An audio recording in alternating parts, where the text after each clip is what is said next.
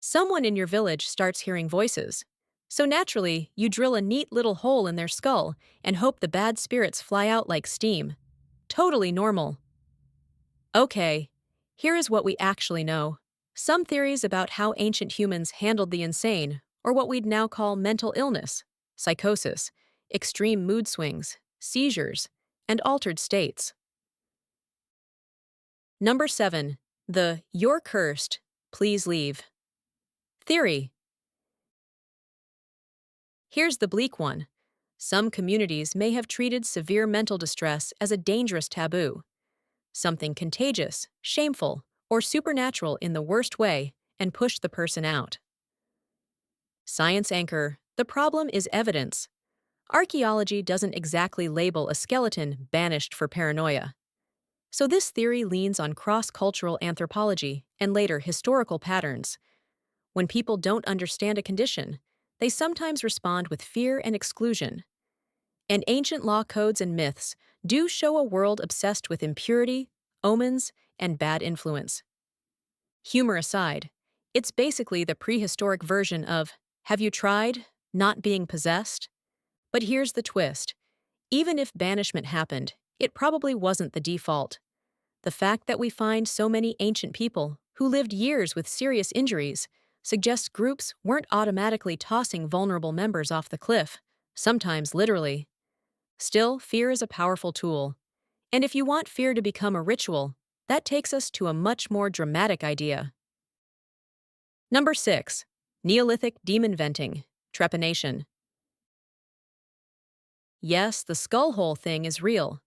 Trepanation, cutting or scraping an opening into the skull, shows up in multiple regions, from Neolithic Europe to the Andes.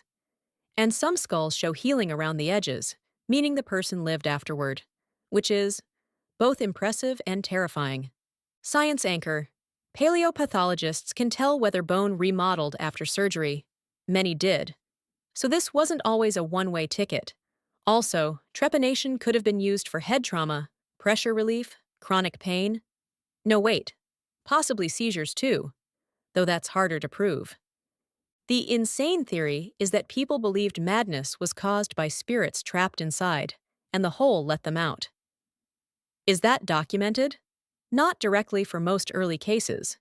It's interpretation, and it's weaker than people think. Humor aside, imagine being the village specialist whose job description is "makes skull skylights." The real payoff is realizing ancient surgery wasn't automatically clueless. Some procedures were careful, repeated, and survivable. But what if you didn't need a blade? What if you just needed the right plant? Number 5. The pharmacy before pharmacies theory. Ancient humans didn't have antidepressants, but they absolutely had botany and a willingness to experiment that makes me nervous. Science anchor: we have ancient medical texts and plant residue evidence. The Egyptian Ebers papyrus lists remedies for distress, sleeplessness, and a mind not at ease. In Mesopotamia, tablets describe mixtures and measured doses. In many regions, we see long histories of opium poppy use, cannabis, henbane, and other psychoactive or sedating plants. Now, were these used specifically for psychosis or bipolar-like episodes? Sometimes the descriptions are vague: fear, heart troubled, wandering mind. But the intent is clear: calm the person, help them sleep, and reduce agitation. Humor aside, the first clinical trial was probably just somebody's cousin saying, "Eat this and tell me if the gods still hate you." Some of these plants genuinely affect neurotransmitters and pain pathways, meaning parts of the ancient medicine cabinet could actually soothe symptoms. And if herbs didn't work, maybe you called in the professionals of the supernatural.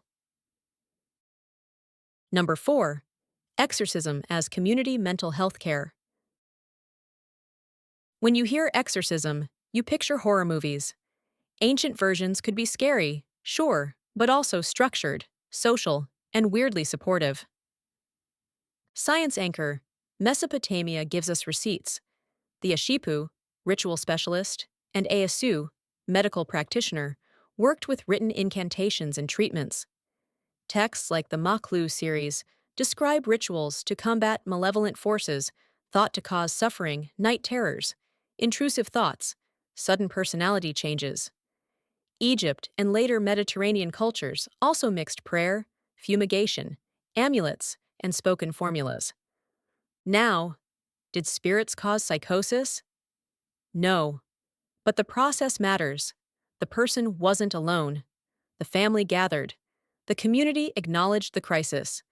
A specialist provided a narrative that made sense to them. Humor aside, it's the ancient version of, "We're going to cleanse your energy," except with more smoke and significantly less Instagram. Ritual can reduce stress, create predictability, and provide social containment basic ingredients of care, even if the explanation was supernatural. But sometimes altered behavior wasn't treated like an attack. It was treated like a gift. Number 3. The "your breakdown is a job interview" theory. In some societies, unusual perceptions, visions, voices, trance states could be interpreted as calling, not catastrophe. This is where madness and mystic start sharing the same chair. Science anchor, anthropology, and comparative religion show that many cultures recognize roles for shamans, seers, or spirit mediums, often associated with extreme experiences. Ancient texts echo it too. In Greece, Plato talks about divine mania, a kind of inspired frenzy. Elsewhere, prophecy, trance, and possession states are woven into civic life. Now, I'm not saying every psychotic episode was celebrated. It could also be frightening.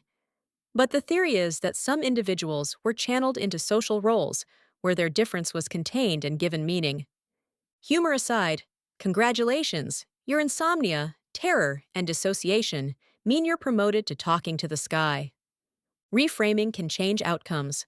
If the community expects you to survive and return with insight, that expectation can shape support and identity. But ancient people also developed something even more radical than spiritual framing. They tried natural explanations. Number 2, early brain and body medicine, not just spirits. This is where things start sounding uncomfortably modern. Science anchor, the Hippocratic corpus in ancient Greece, describes conditions like melancholia and links them to bodily processes, especially the famous humors. Later, Galen expands those ideas. The explanations are wrong in details, yes, but they're naturalistic. Mood and behavior can shift because of diet, sleep, environment, physiology.